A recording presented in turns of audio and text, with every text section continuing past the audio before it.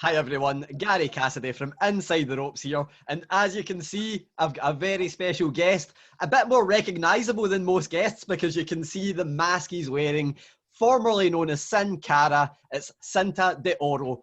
How's it going today, Cinta? Hey, what's up, brother? I'm good, man. I'm good. This is much better, much better. Now people can kind of understand what we're both saying a little bit more because, of course, we're going to break down a language barrier here. I always get slagged for my accent on YouTube, so if there's anything you don't understand, let me know and I'll repeat it. But as long as we're good to go, I'm going to hit you with some questions and hopefully get some really good answers, man. Yeah, man, let's do it. I'm excited. I'm excited to do this interview, and thanks again for taking your time and talking to me. I'm just excited to let everybody know what's going on in my life. Man, I can't wait to do it. Thank you so much. The first thing that I want to ask, I mean, you just whipped a mask off there. You've wrestled, without a mask before. You've wrestled with a mask. You've wrestled with many different masks. And, before portraying Sin Cara and then now portraying Cinta de Oro, I believe that means golden ribbon, and it continues the legacy of another wrestler who sadly passed away. Yeah. Did you ever consider just going back to wrestling without a mask? And what was the decision like of, carrying on another legacy because it's the second time you've done so? Well, to be honest, my essence has always been with the mask. Even when I did the time as Unico without a mask, I felt that it wasn't me. I enjoyed the time and it was fun, a lot of fun. The character, and I really enjoyed it. I was doing the best with it, but to be honest, my essence is with the mask, and I feel more comfortable with the mask on. I feel like it's me. It's part of who I am. And when we went back to Sin Cara and we were portraying Sin Cara, I just felt great. It was awesome to be able to portray this character with a mask. I can have a normal life in that sense, because sometimes when I travel, nobody really knows who I am, and then I can eat, no problem. I can do things publicly, and other people have a harder time doing that. So in a sense, that's a good thing about wearing a mask, even though I did it without a mask, but it's been a long time, since I've done that. So I think a lot of the new generation doesn't really remember that part of it, but it's part of my career, and I really enjoyed it. And like you were mentioning, Cinta de Oro obviously, existed before. He was one of my idols as I was a little kid here in Ciudad Juárez, El Paso, where I grew up. And I used to watch him, man. He was an amazing wrestler. So when he passed away in March of 2016, the next year, if you guys follow my career a little bit, you guys saw that I did a little tweak to my mask. I did a fusion of Cinta de Oro mask with Sin Cara, and it was in honor of him, to pay him tribute. And then all of a sudden I started using the mask more and more. People started liking it. And then when I asked for my release, I got a call from the people from social media asking me what name I was going to use, because they had to change my social media accounts. And I said Cinta de Oro. I said I have 90 days, from here, December to whatever, the 90 days. And then Twitter takes a long time to do changes. So I thought, we have enough time. So then that day that I told them that was at noon on a Sunday, and then in the afternoon at 6 p.m., they already had changed my name. So I was in shock. My friend of mine called me, Jesus was like, hey, have you seen your social media? I'm like, no. He's like, go check it out. Check your Instagram. So I go in my Instagram, and then it says Cinta de Oro, and then everything. So I didn't even have a chance to really do a press conference or something to change my name, which is right off the bat. So then I spoke with their family. I spoke with their kids, asking them, what had happened, and I understand that they didn't want me to continue or whatever, and they were very excited about it.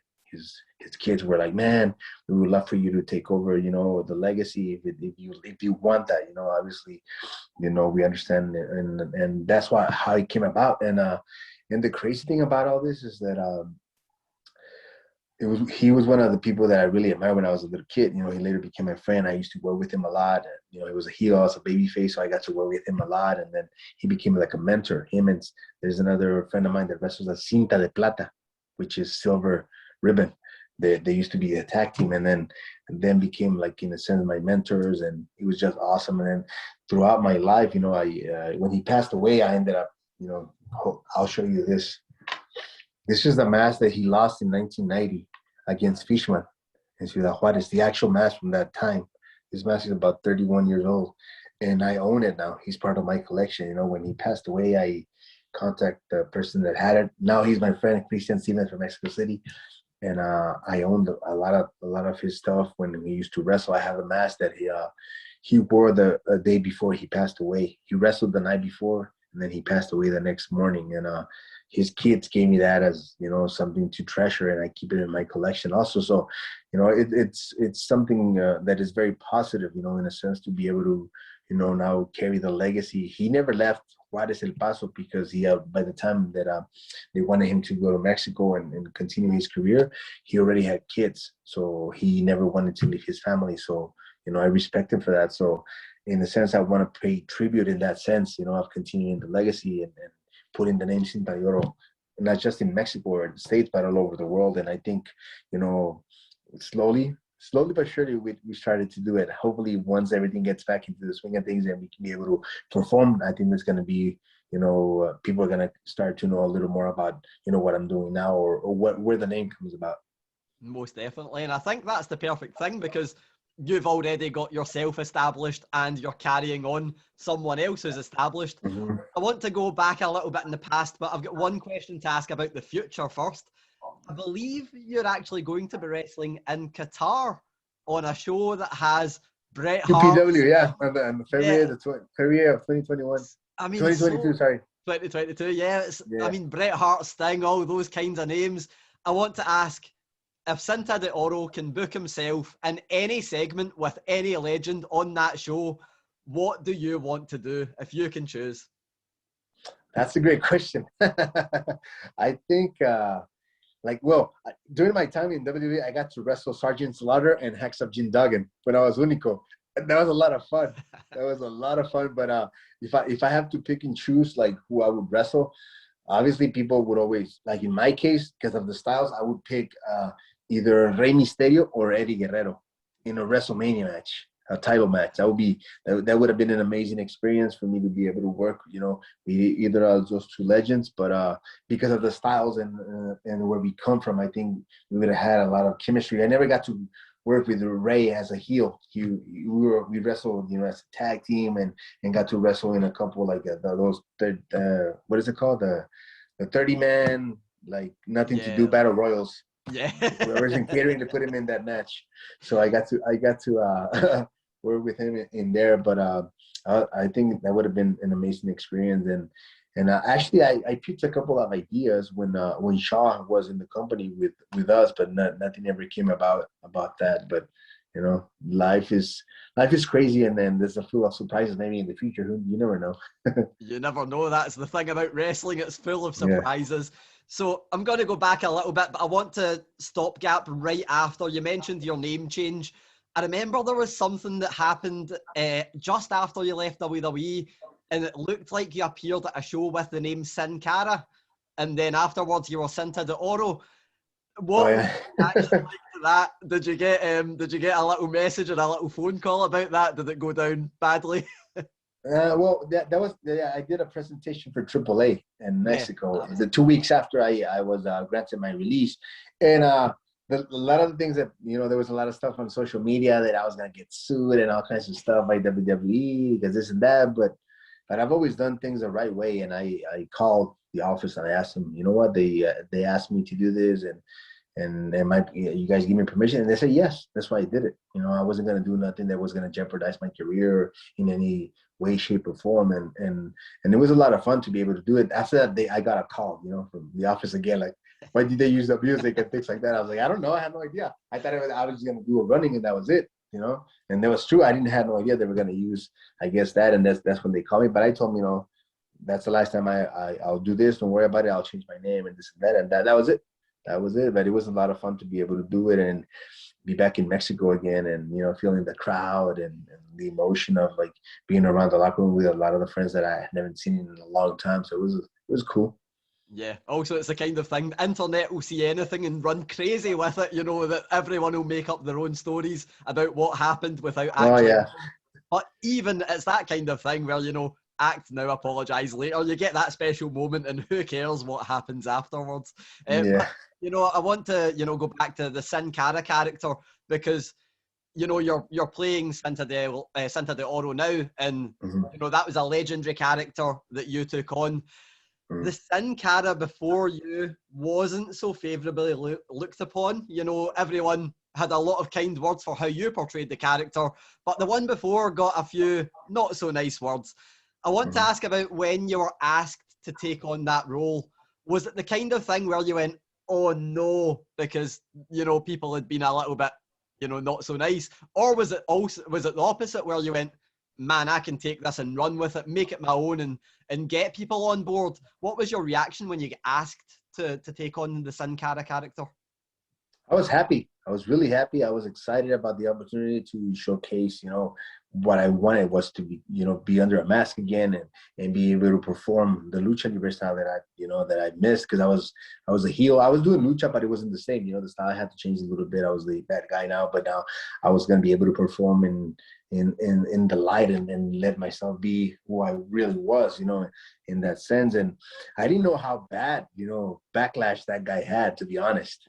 I did until I ended up because before that I didn't have social media. When I became Sin Cara, that's when I started my Twitter account.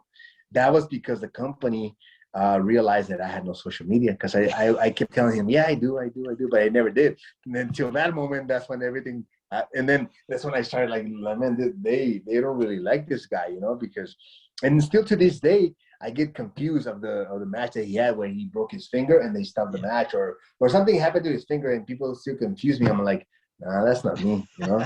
I used to answer to them, but I used to answer to them, but not anymore because whatever, right? But yeah, I would always get that, or did you do this? And I'm like, that's not me. Like it's a different guy.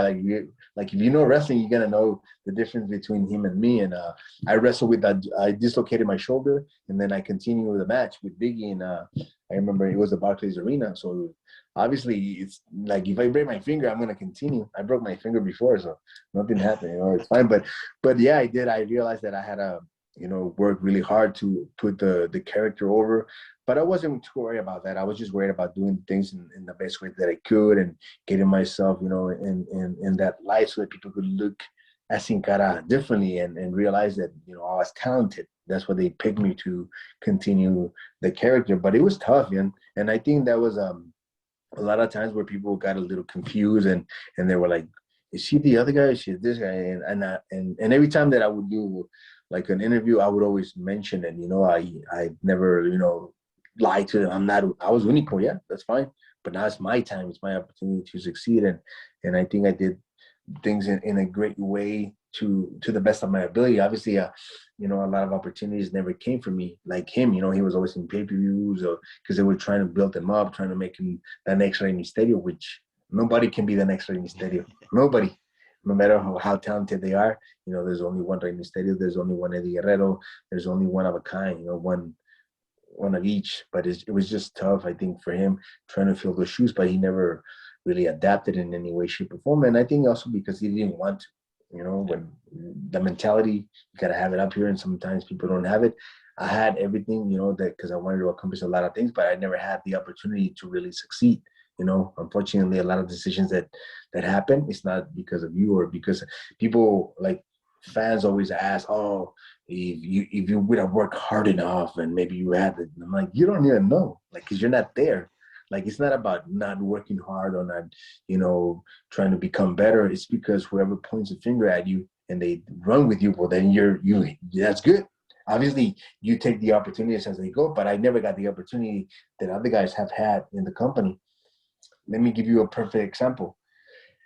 Dean Ambrose left, right? John Moxley left the company. He was given everything. He was a Grand Slam champion. And even after he left, he was miserable. Imagine me that never got the chance to wrestle for a U.S. title, for the Intercontinental title, for the, you know, tag title, for everything. You know, imagine me. How would I feel? He felt that way. You know, he was given everything. And, you know, it was tough for me to be able to, like, look for those opportunities because I never got them. And it wasn't because of lack of effort or lack of talent. It was because somebody in the office decides who they want to pick. It's unfortunate, but it's true. Yeah, that's, you know, I think for me, that's the kind of thing where we never see what's going on. So people make up stories and stuff like that. But I think people could see your effort and see your ability. And I actually want to run through a few highlights and ask you about them, or my highlights, and you can tell me if they're yours.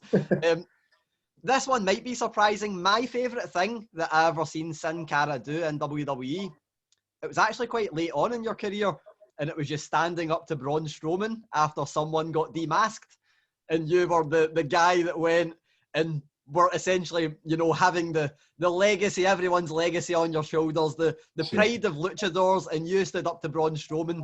What was that like working with Braun Strowman, and, you know, how did you feel that went? It was a lot of fun. He's a great guy to be around with. You know, people that know him, he's funny. He enjoys life. And for me, I think it was the first feud that he got up in WWE. So I got to work with him for a few months, 2-3 months. We did television, we did live events, we did I think South America, a tour in South America together, and it was a lot of fun. You know, because for him it was also like a learning experience. It was his first tour, you know, with us, getting, you know, a program and started to get rolling. And so it was a lot of fun to be able to work with him and in a sense, try to help him out to become better and what the company wanted out of him. So I have a lot of good memories about our matches. And I'm a funny guy. Like, if you get to know me, I like to, you know, have fun, and even when I used to wrestle, I would always say thanks to the voice, because you couldn't see my mouth moving. So as I was working, I would always say like funny stuff where I would talk to them in Spanish, and they would be like, "What the hell is this guy saying?" And with Braun, it was a lot of fun because he wanted to learn, he wanted to become better. He knew that he had an amazing opportunity in his hands, and now you can see it. He's doing great. So it's fun to be able to see somebody grow from when I started with him to where he is now, you know. But we had a match, and I think it was in one of the tours. I can't remember where. I think I don't know if it was Lima, Peru, or somewhere, where we do the face-off. I mean, he's huge, so we do the face-off, and that day was cold. And me being me, I told him, I was like, you know, your nipples are really hard, right? And then I'm like this, and then he's like, shut up, don't make me laugh, don't make me laugh.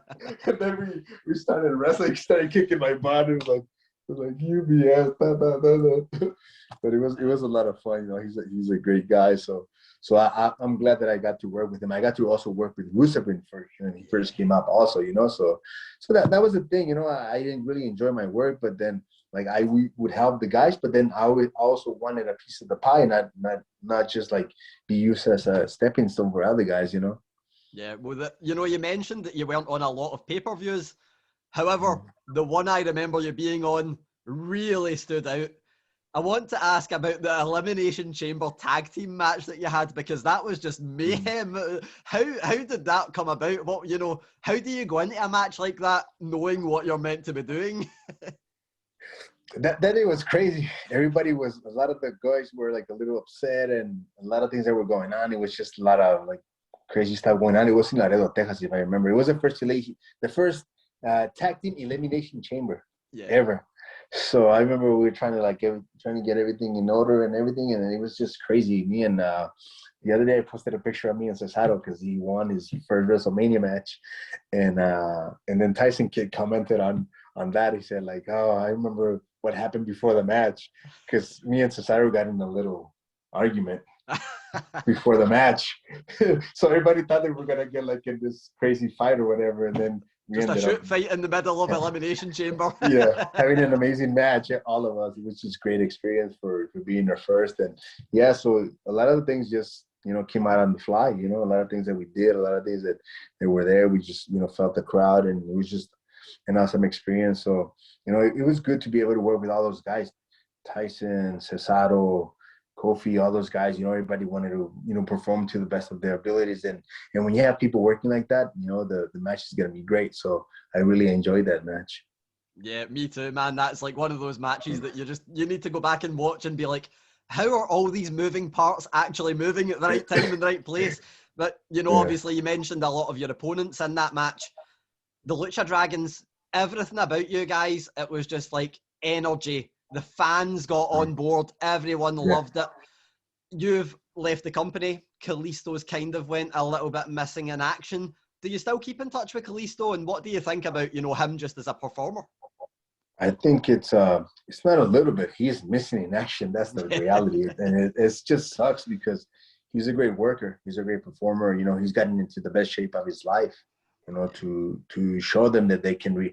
He wants it, but then again, like he doesn't get those opportunities. But yeah, we should talk here and there. Obviously, I live in El Paso. He lives in Florida.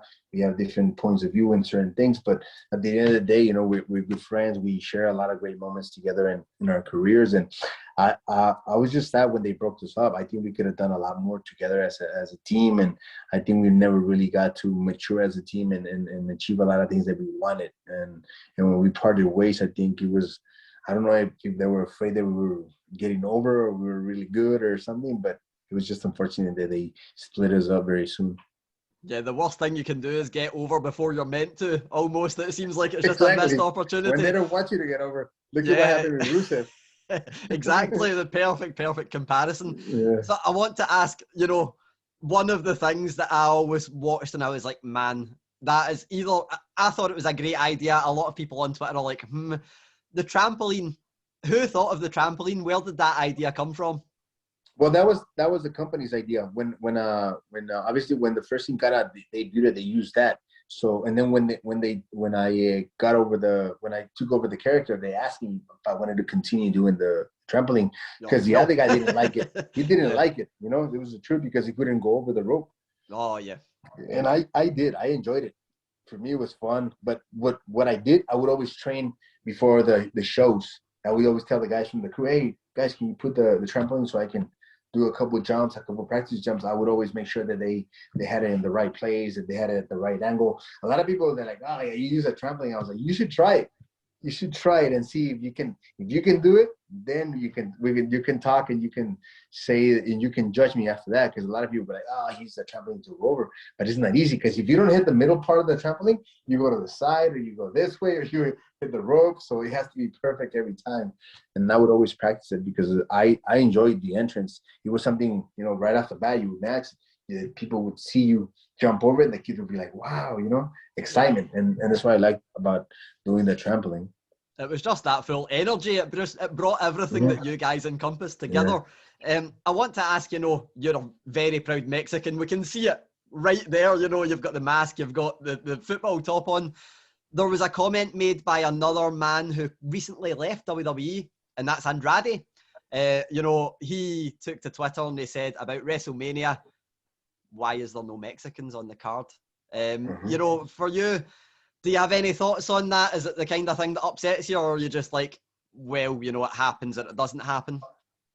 No. Obviously, as a Mexican, I'm a little obviously, you know, saddened because of the situation, because I understand that there's a lot of great talent. Mexicanos, there are great wrestlers. They are there. They've been there, and they haven't gotten those opportunities. And it's true. I mean, what now they're saying that they want to go over to Mexico and get more talent for what? Like Andrade said, for sitting in catering, for doing the same thing, you know, putting us on the side just because you can pay us. You want to keep us, you know, not achieving our dreams, and that's why he left. You know, that was the main thing. And before I left, you know, I spoke with some of the guys also about that, and a lot of them, you know, decided to stay, which is fine. You know, I understand that economically, you know, you get your check every week and you have that stability economically, but you're not happy. I'm pretty sure Kalisto's not happy, Metallic, all those guys are not happy, but they don't want to say anything, and I don't know why, you know. And but I can say it now because I was there, I lived it, and I know what it feels like, and I know what it means. It's really tough, and it sucks.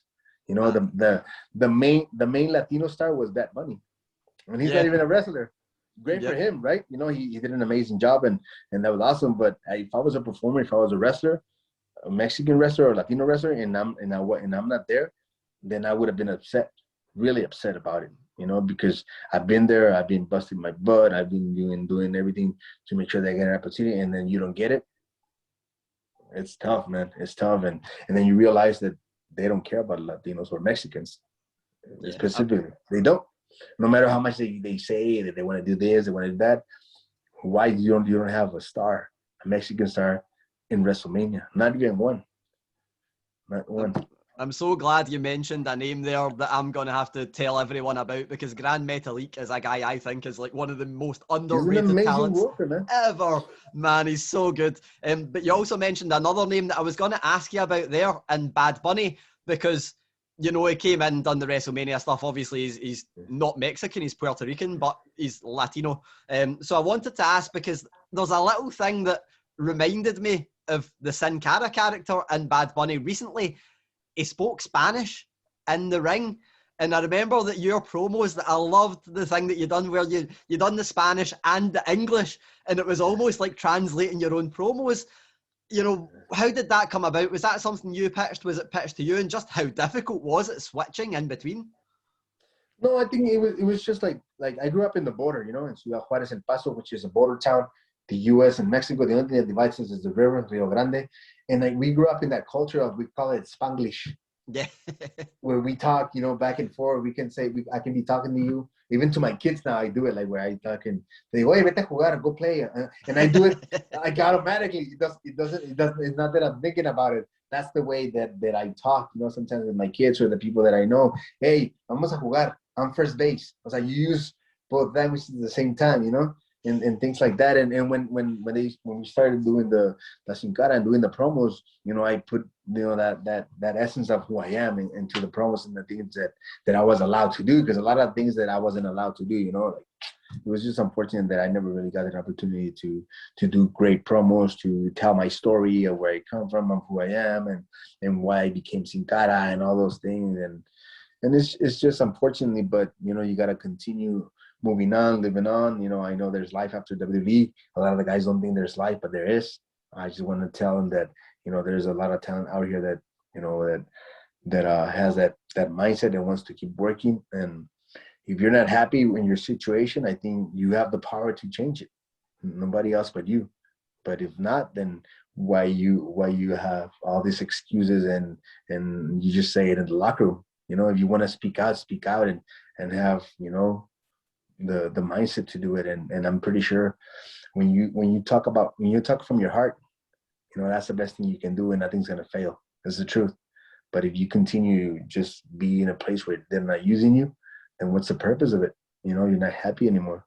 And then that reflects it on every sense, your life, your family, your kids, everything. So it's tough, but at the end of the day, I think the most important thing for us is to continue working and continue wrestling. That's the thing that they can never take away from me. When I was in that ring, they could never take away my talent.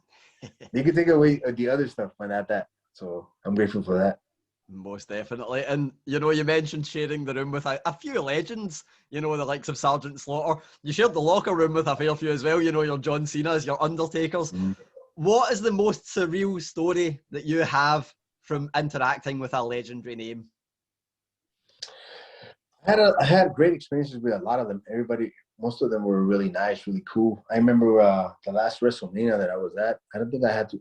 I was still coming back from my injury, and the last WrestleMania that was in New York, and I was sitting down at the table and waiting to. I guess we're at Axis, and I was sitting down waiting to do my signing, and then I just see this big guy comes right next to me like this, and then shakes his and then puts out his hand. It was Undertaker. He came up to me to say hi to me. and he comes up and I got up and, hey, how you doing, sir? But it was really cool. And that was like something really cool about him, you know, that he's a very humble guy, very, very cool person. But it was just crazy. I'm sitting down and I just see this big shadow. I was like, hey, how you doing? And I turned around, it's Taker. I'm like, hey, how you doing, sir? So I got up and, you know, started talking to him. But that was a really cool thing that he did, you know, coming up to me instead of me, you know, going having to, because he could just sit down and we all have to, you know, yeah, you know, he's a legend. He's a person. Yeah, but he was really cool. Yeah, he came up to me and say hi. It was really cool.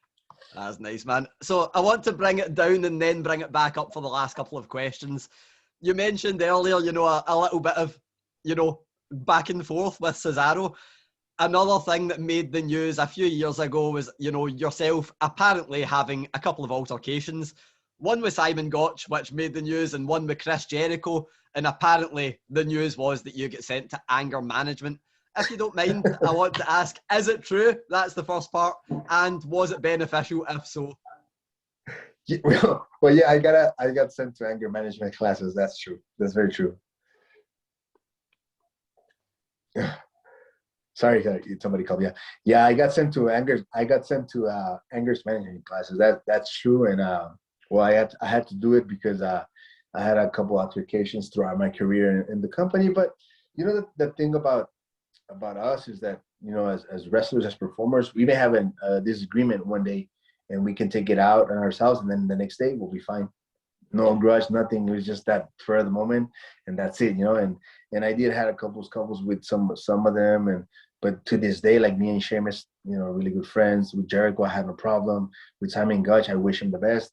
We're not friends, but I wish him the best. I don't wish him, you know, nothing bad. But it was one of those things that sometimes happens. We're men, you know, we're in a sport where, you know, you want to be number one if you wants to be the best, and I understand and I get it, but that is true. I got sent to anger management classes. I don't have an anger problem, but I guess it was because I had gone through a few of those, you know, things, and they just wanted to, in a sense, try to see if I needed help, I guess. I don't know. It's the kind of question that I'm happy to ask you while we're on a video call, maybe not in person. No, but that's great to hear, because there's always, you know, we mentioned earlier, rumors on the internet, so it's always nice to clear them up. Yeah. And just leading on from that, what was your relationship like, if you had one, with Vince McMahon? Did you speak to him much, or was it, you know, kind of distant?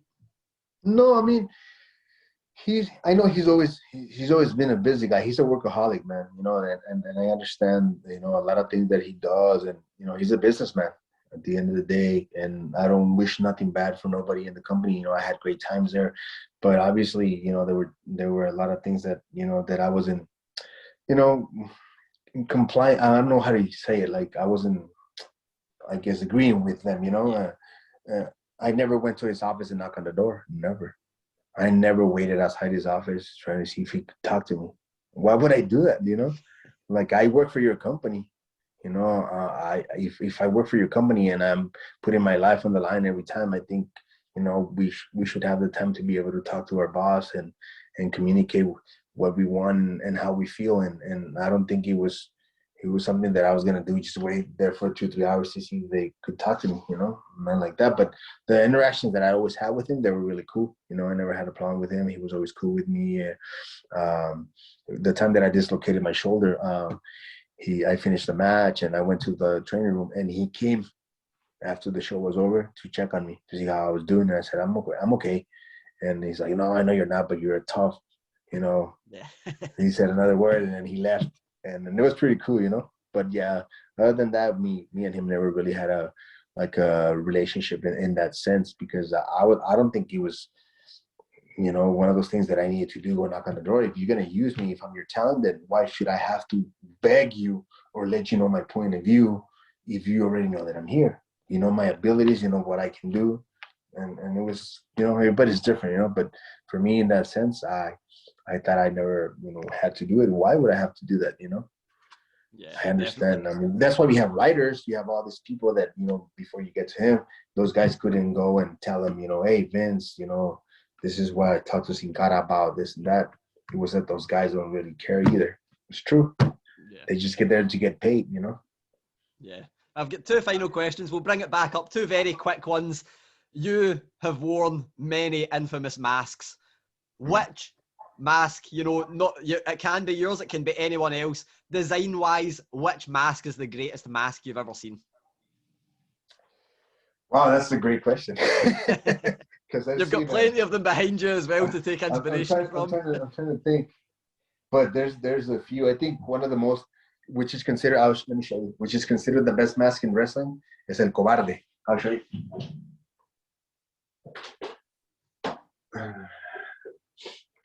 This is the most beautiful mask that you could.